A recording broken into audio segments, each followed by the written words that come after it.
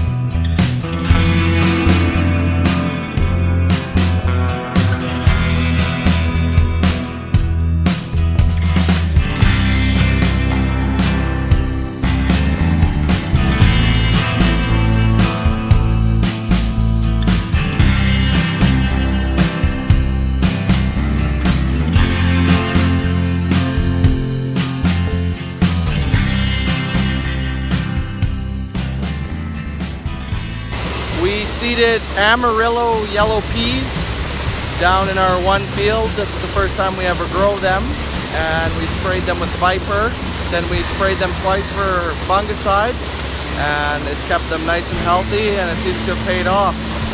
So the two combines that we're running are 9230 Case Internationals with Macdon flex headers. They both have P augers.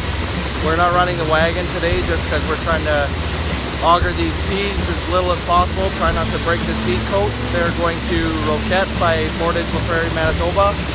It is still under construction, but we're hoping that it is up and running one of these days so we can send them some peas to make into Beyond Beef burgers.